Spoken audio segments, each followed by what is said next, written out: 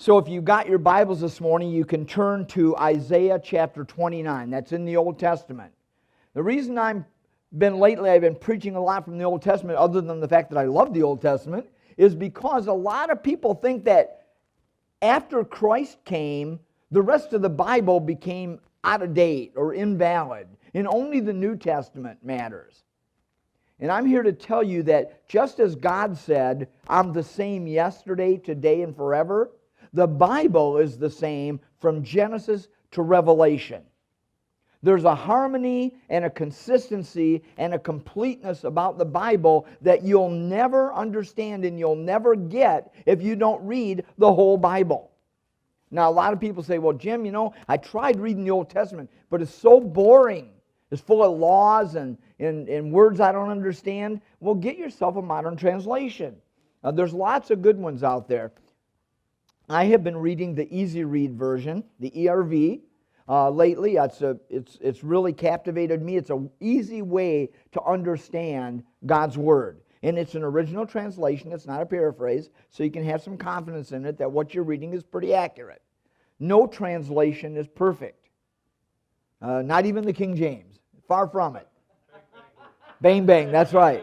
A lot of people hang their hat on the King James translation, but the King James translation was translated before the Dead Sea Scrolls were even discovered. There's a lot of translations that are good translations. I grew up on the King James. Most of the memory verses that I memorized in King James. So I love that translation. I'm not down on it at all. But when it comes to reading and personal study, I need to understand what I'm reading, and sometimes if you haven't grown up on the King James, it can be a very difficult translation to understand. So if you're struggling with just understanding the Bible, you might need to get a modern translation. And it's okay. You're not desecrating anything. And so I recommend the New International Version is a great translation. The English, or the Revised Standard, the ESV, the English Standard Version, is also a good one. The Holman Study Bible is also very good. It's one of the... I got it in the mail a few years back, and I started reading it, and man, was it a good translation. So there's lots of good modern English translations. So if you don't understand what you're reading, get yourself a modern translation or another translation. Now, if you load the YouVersion app on your phone, if you have a smartphone, then you'll have access to probably 75 English translations that you can take a pick from. So that would be a good thing to do as well. But I'm looking at Isaiah chapter 29 this morning. And this is the good news, bad news chapter. God is talking to the children of Israel through the mouth of the prophet Isaiah. And he's saying, look at Ariel. Now, Ariel is the word for Jerusalem. They had a lot of different names for Jerusalem. Ariel is one of them. It says, look at Ariel, the city where David camped. Keep on having your festivals year after year. Good news, bad news, but I will punish Ariel. The city will be filled with sadness and crying, bad news. Good news, but it will always be my Ariel. I will put armies around you, Ariel. I will raise war towers against you. You will be pulled to the ground. Your voice will rise from the ground like a voice of a ghost. Your words come like whispers from the dirt. There will be so many foreigners that they will be like the dust. Now, you might remember that when God made his covenant with Abraham, he said, if you worship me, I'll be your God, you be my people. I'll make your people like the dust of the earth. Now he's saying the enemies are going to be like dust.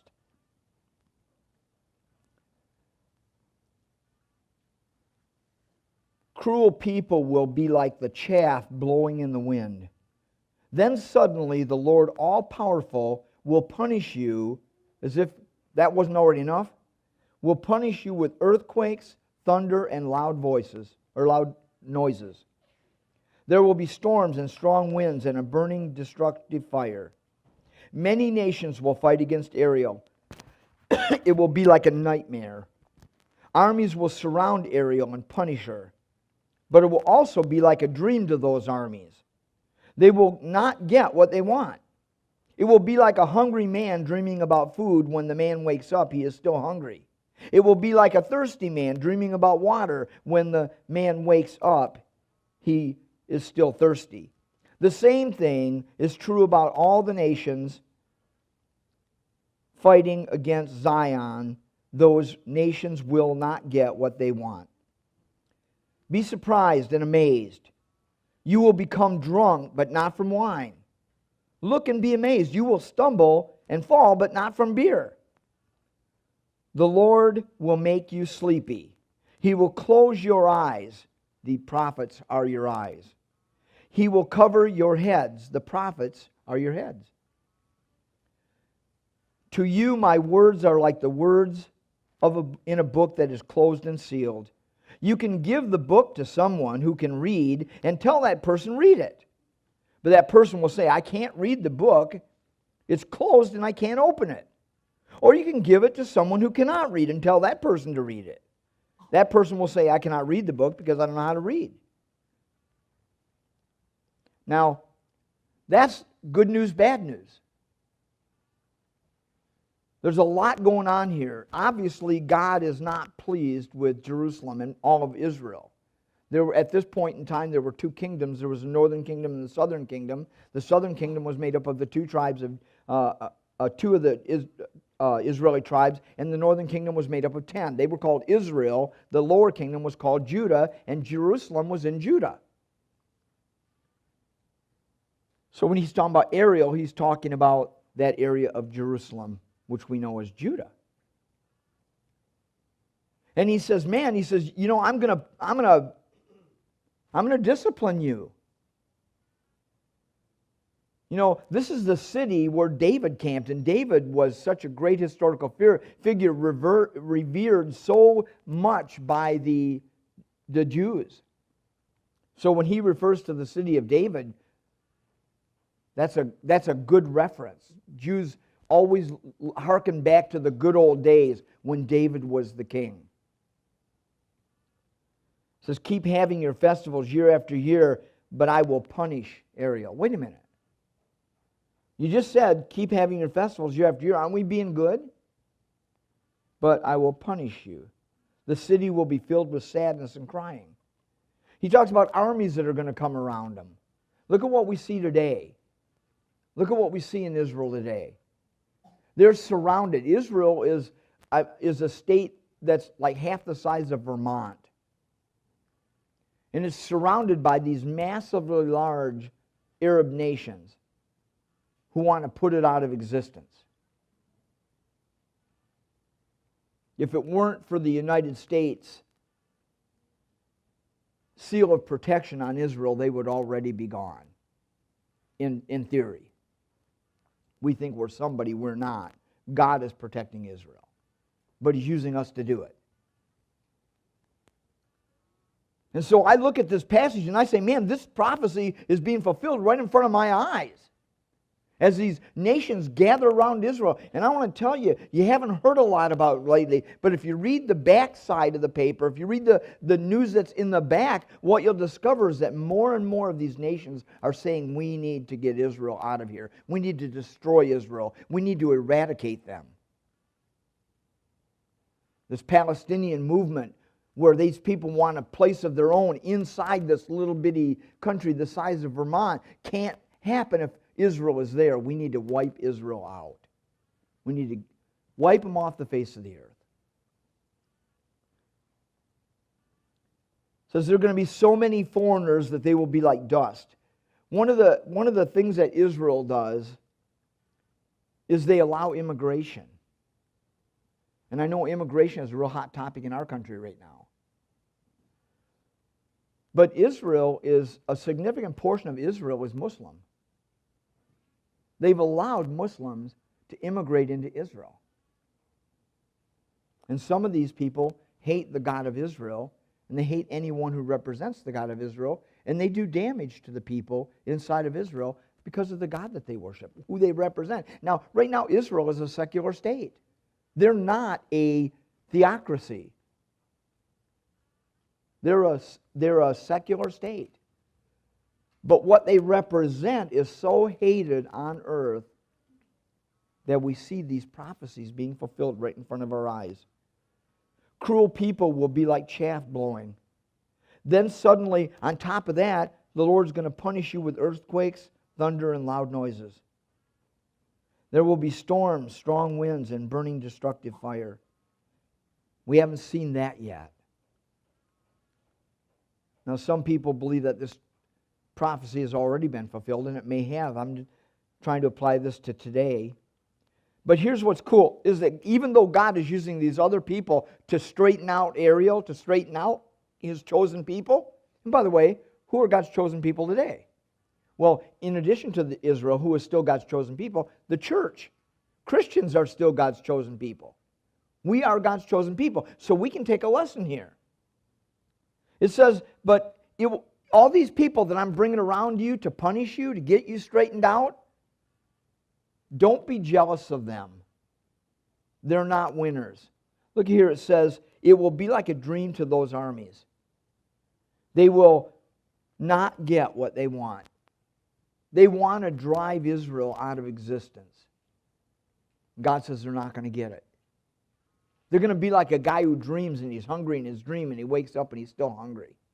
We've had all this success against these infidels, these Jews, and yet they're still there. They're still functioning. Look at all the stuff we've been able to do to them, and we can't knock them out. This is going to be like a guy who dreams and he's thirsty, and he wakes up and he's still thirsty. We've poured money and weapons and lives into this effort. We thought we were winning, and it seems like we haven't gotten anywhere. All we've done is made a bunch of noise. And so God through Isaiah is prophesying this is what's going to happen to Israel.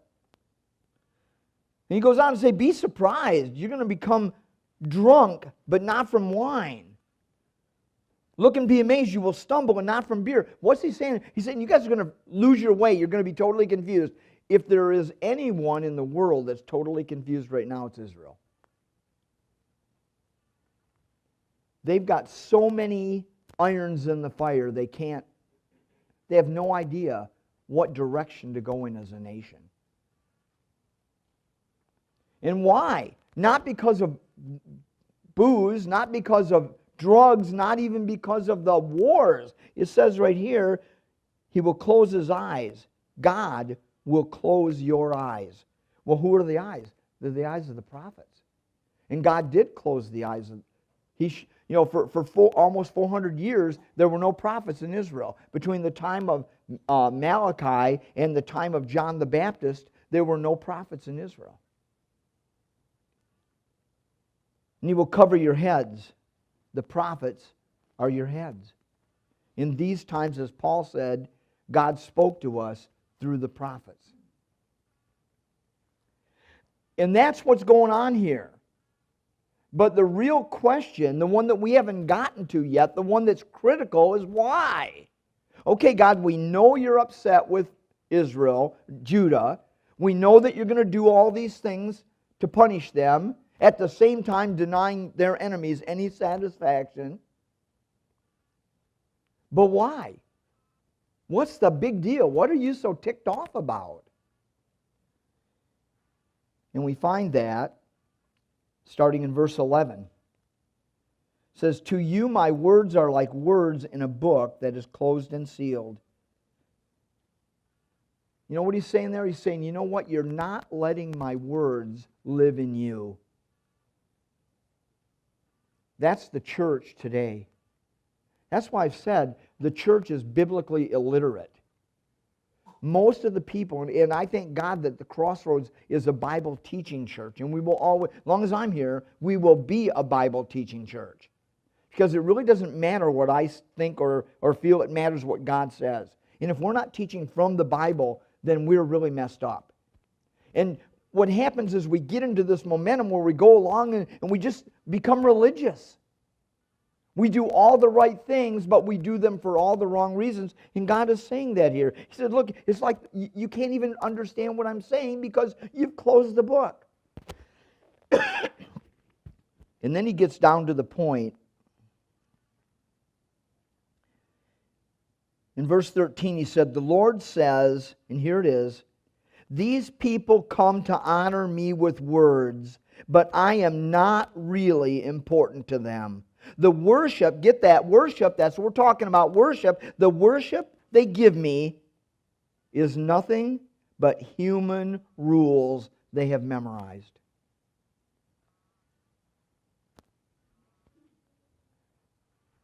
God is angry. He loves us, and we're messing up. Because we have bought into the idea that worship is a set of rules. That worship is an outline for a service. That worship is a song at the start, and then some announcements, and then 3 songs, and then a sermon, and then a song at the end if you're in the first service, no song at the end if you're not. And that's what worship is. Worship is getting up on Sunday morning and going to church and going home. To many people who claim to be Christians, that's what worship is. And God is addressing it right here in Isaiah. It couldn't be any more clearer. These people come to honor me, but I am not really important to them.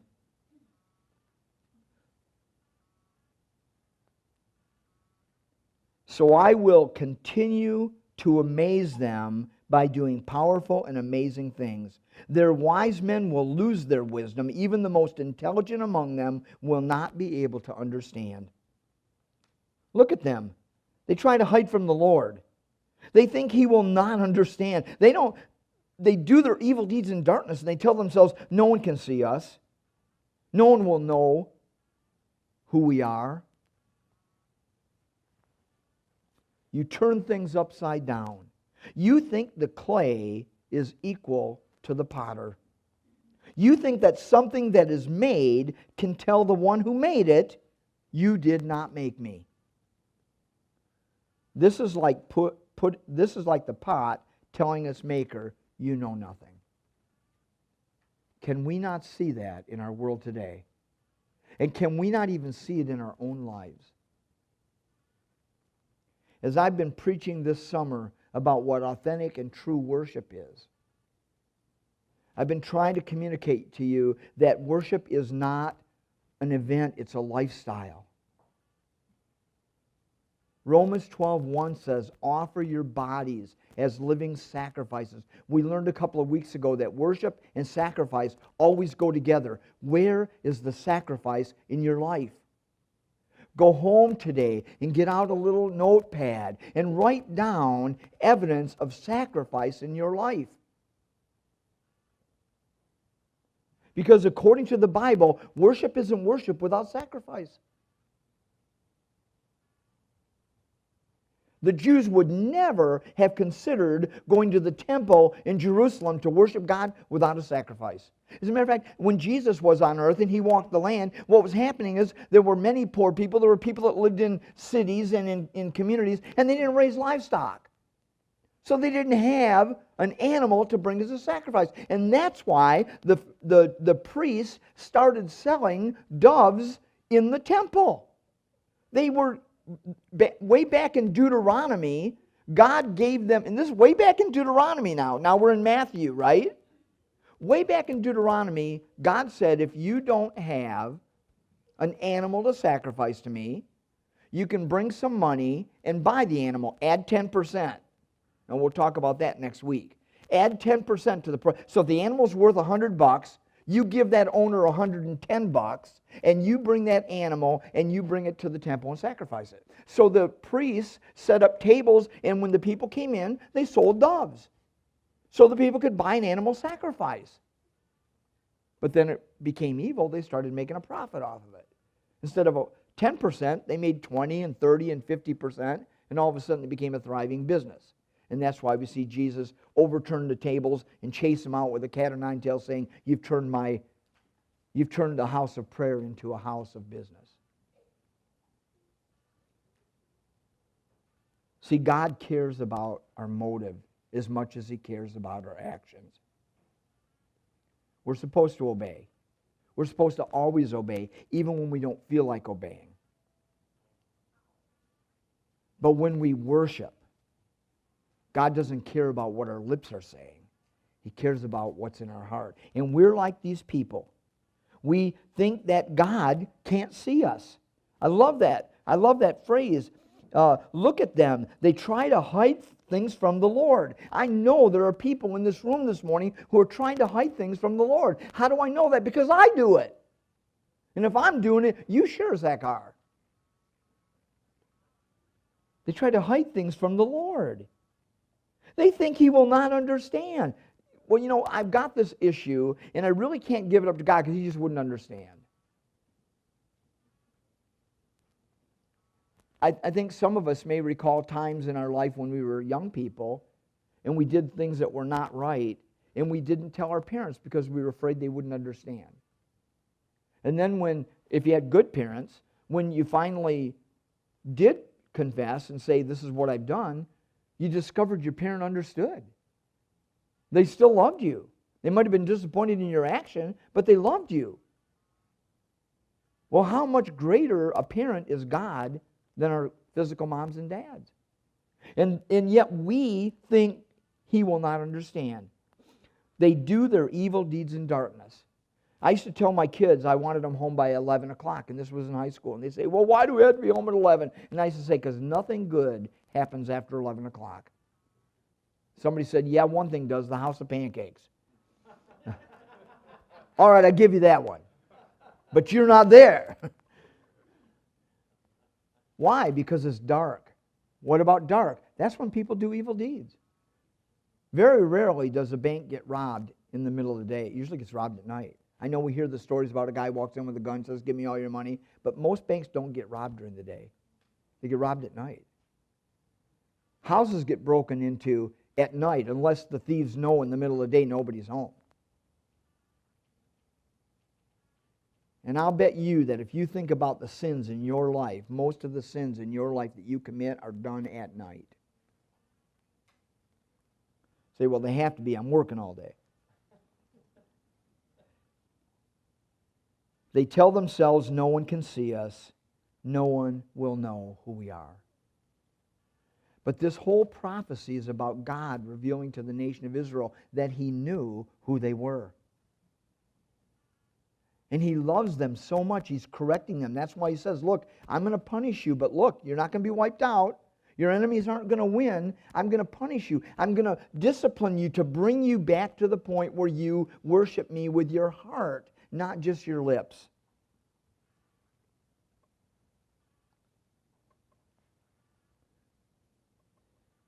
In the NIV, in verse 13, it says it this way.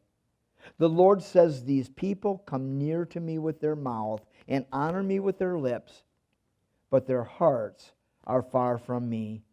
Their worship of me is based on merely human rules they've been taught.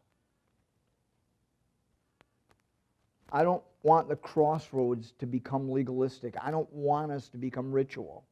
One of the reasons I've done things so differently here than you may have seen at other churches is because I'm obsessed with the idea that we've got to do something different so that we can give people a chance to authentically worship God without all the crap in the way.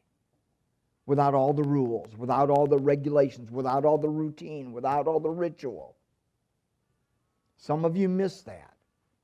And I appreciate that. And I'm not berating you for that. But I've seen so many people make that their worship. And they're just like the people that God speaks about in Isaiah 29. And He doesn't like it. It makes Him angry. And He will discipline us if we become like that. So my call to you this morning, in light of what we've read in Isaiah 29, is let's reveal ourselves to God. Let's go the other way. Instead of trying to hide from Him and thinking that He won't see and He won't understand, let's lay it all bare to Him and let Him deal with it. Let's commit to worshiping God with our life, not just our mouths. Let's not get caught up in the music. Let's not get caught up in the ritual and miss the idea that God doesn't want the ritual. He wants our hearts. And once we give Him our hearts, our lives will start to reflect worship of God. And when we do that, it pleases Him and blessings flow. I really believe that one of the reasons that the Crossroads hasn't already achieved some of the things that God has called us to do is because so many of us are not authentically worshiping God. We're caught up in ritual. And if we would ever give our hearts to God, He would do amazing things here at the Crossroads and amaze people around us with things that we could never do on our own because we're authentically worshiping Him. Worship doesn't happen without sacrifice. Where's the sacrifice in your life? Worship doesn't happen without authenticity in your heart. How authentic are you in coming to the presence of God and worshiping and honoring